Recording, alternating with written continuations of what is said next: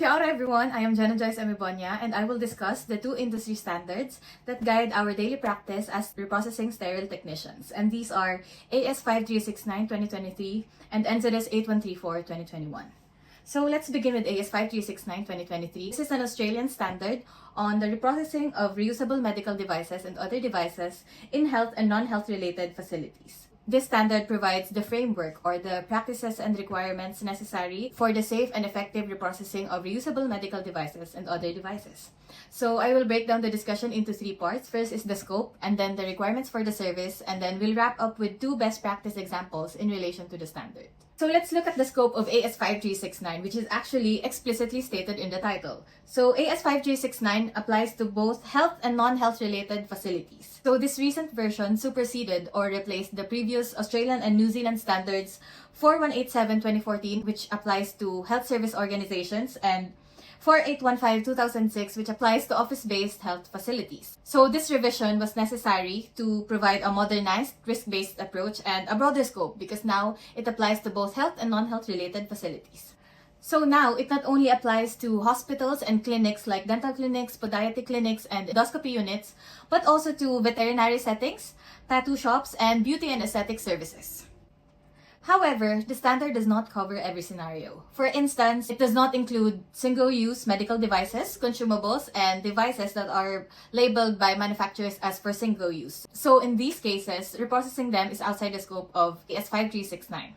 Another exclusion is the instruments used on patients with transmissible spongiform encephalopathies such as the Creutzfeldt-Jakob disease because they require specialist handling that is outside the scope of AS5369. The manufacture of chemical and biological indicators and reprocessing equipment and third parties as part of a tender process are also excluded from the standard. Let's now move to our next point. The requirements for the service, or what the service needs to do to show that they are following the best practice. The sections of the standard make these requirements clear, and I've summarized them into 5. So first, to show compliance to AS5369, the service must demonstrate documented systems, and this is primarily through quality management, which is in section 2 of the standard. This is the core section for documented systems because it specifies the minimum documentation requirements for the service. To name a few, these are the policies and procedures in all aspects of reprocessing, record keeping for traceability and compliance monitoring, and management responsibility for accountability. If you also look at section 6 to 9, they also noted the importance of documentation. For instance, section 6, which is on process definition, requires a step-by-step documented procedures for the cleaning, disinfection, packaging, sterilization, and release of reusable medical devices. Next, services must prove that their processes are effective and reproducible and not just one-off successes through validation. And this is in section 7 of the standard. So they are required to validate that all processes are documented, reproducible, and consistent. Validation is also important to ensure that the service uses qualified or correct resources such as water, steam, air, and electricity. Third, the reprocessing service must continuously check and record that cleaning, disinfection, and sterilization meet specifications. So Section 8 of the standard requires the service to monitor processes in real time, such as through chemical and biological indicators and washer tests, and perform scheduled monitoring like the monthly water quality checks and calibration. The fourth requirement can be found in Section 9, which requires the service to perform proper release checks. That is, to check and document that all loads or devices meets all criteria before releasing them to the next step. So this includes verifying the printouts, the parameters, checking the indicators, and checking the correct loading and unloading of the instruments, and then also preventing the release of any device that fails the requirements. So lastly, Section 10 of the standard requires the service to ensure continuous improvement by reviewing and auditing their processes. Now let's look at two practical examples from the perspective of a sterile technician. So first example is the washer disinfector check. So every first load in the morning, I always put a washer disinfector check that I put in with the load, and after the cycle finishes, I check that the soil has been removed from this test. So this daily task shows that the process is doing what it's intended to do. And it aligns with AS5369's requirement to monitor cleaning outcome. So it actually aligns with Section 8 of the standard on the routine monitoring and control of the processes.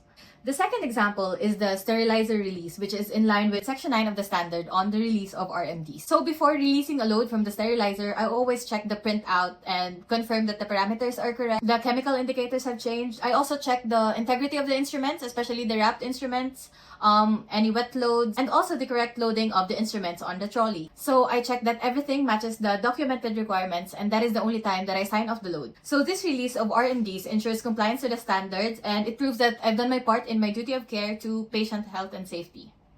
Moving on to the next standard, NZS 8134-2021, Nga Parewa Health and Disability Services Standard. So this is a New Zealand-only standard that sets the legal framework for the safe, equitable, and consistent health and disability services. In this part, we'll look at the scope of the standard, its relevance to AS 5369-2023, and we'll look at one best practice example in relation to NZS 8134.